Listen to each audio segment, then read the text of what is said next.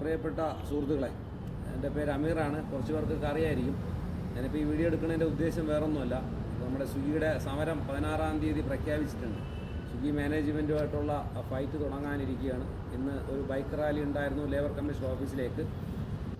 11-ാം തീയതി പിന്നെ സ്വിഗ്ഗിയുടെ മാനേജ്മെൻറ്റിൻ്റെ ഓഫീസിലേക്ക്, സ്വിഗ്ഗിയുടെ പട്ട ഓഫീസിലേക്കും ഒരു ബൈക്ക് റാലി പങ്കെടുക്കുന്നുണ്ട്. വേറൊന്നുമല്ല, കഴിഞ്ഞ കാലങ്ങളിൽ ഒരു 1-2 വർഷം മുമ്പ് ഞാനൊരു ഇലക്ട്രിക് വെഹിക്കിൾ എടുത്തിട്ടുണ്ടായിരുന്നു. അപ്പം എടുത്തപ്പോഴത്തേക്ക് തന്നെ എനിക്കെതിരെ ഒരുപാട് പ്രചരണങ്ങൾ ഇറങ്ങി. കാര്യം ഞാൻ പിന്നെ സ്വിഗ്ഗി മാനേജ്മെൻറ്റിനെതിരെ സമരം ചെയ്യാനായിട്ട് സൊമാറ്റോയിൽ നിന്ന് കുറച്ച് കാശ് കൈപ്പറ്റി, പാരിതോഷികം കൈപ്പറ്റി. അതിൻ്റെ പ്രതിഫലമാണ് ഈ ഇലക്ട്രിക് സ്കൂട്ടർ എന്നുള്ളത്.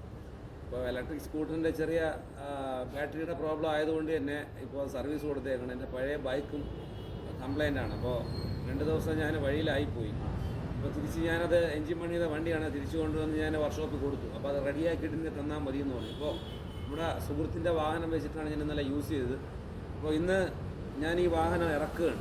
അപ്പോൾ അഡ്വാൻസായിട്ട് ഞാൻ പറയുന്നത് വേറൊന്നുമില്ല, ഇത് ലോണിന് തന്നെയാണ് എടുക്കുന്നത്. അല്ലാതെ ഇതാരും എനിക്ക് പാരിതോഷികം തന്ന വാഹനമല്ല.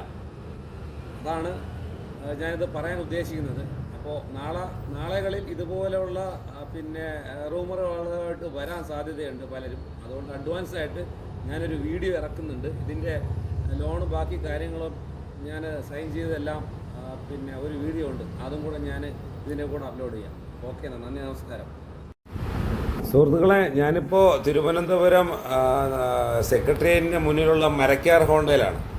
എൻ്റെ ഇഷ്ടപ്പെട്ട വാഹനമായിട്ടുള്ള ഹോണ്ട SP 125 സ്വന്തമാക്കാൻ വേണ്ടിയിട്ടാണ് ഞാനിവിടെ വന്നത്.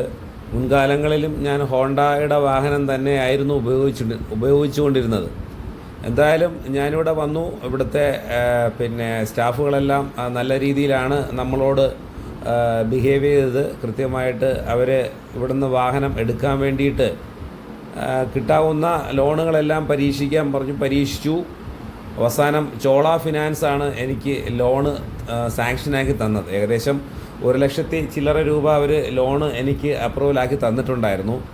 അപ്പോൾ ഞാനിത് പറയുന്നതിൻ്റെ ഉദ്ദേശം, ഇവിടെ പറയുന്നതിൻ്റെ ഉദ്ദേശം, ഒരു വീഡിയോയിൽ ഇത് പറയുന്നതിൻ്റെ ഉദ്ദേശം വേറൊന്നുമല്ല. മുൻകാലങ്ങളിൽ ഞാനൊരു ഇലക്ട്രിക് സ്കൂട്ടർ ഞാൻ സ്വന്തമാക്കിയിരുന്നു. ഒരു 2 വർഷം അടുപ്പിച്ച് വരും.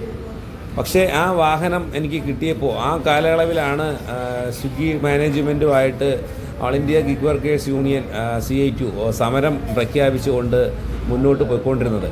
ആ സമരത്തിൻ്റെ അവസാനം ഏകദേശം 7-8 ദിവസത്തോളം സമരം ചെയ്തതിൻ്റെ അവസാനം മാനേജ്മെൻറ്റ് പിന്നെ ലേബർ ഡിപ്പാർട്ട്മെൻറ്റുമായിട്ട് ഒരു എഗ്രിമെൻറ്റിന് തയ്യാറായിരുന്നു. അന്നത്തെ അസിസ്റ്റൻറ്റ് ലേബർ കമ്മീഷണറുമായിട്ടായിരുന്നു ആ ഒരു ധാരണ നമ്മൾ ഒപ്പിട്ട് പോയത്.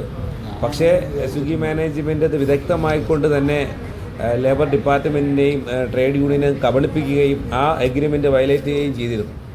അങ്ങനെയാണ് ഈ മാനേജ്മെൻറ്റ് അന്ന് സമരം അട്ടിമറിച്ചത്. പക്ഷേ പരക്കെ എന്നെക്കുറിച്ചിട്ടുള്ളൊരു പ്രചരണം എന്ന് പറയുമ്പോൾ സൊമാറ്റോയിൽ നിന്ന് 5 ലക്ഷം രൂപ പാരിതോഷികം വാങ്ങിക്കൊണ്ട് സ്വിഗ്ഗി മാനേജ്മെൻറ്റിനെതിരെ സമരം പ്രഖ്യാപിച്ച് അതിനെ അട്ടിമറിച്ചു എന്നുള്ളതാണ്.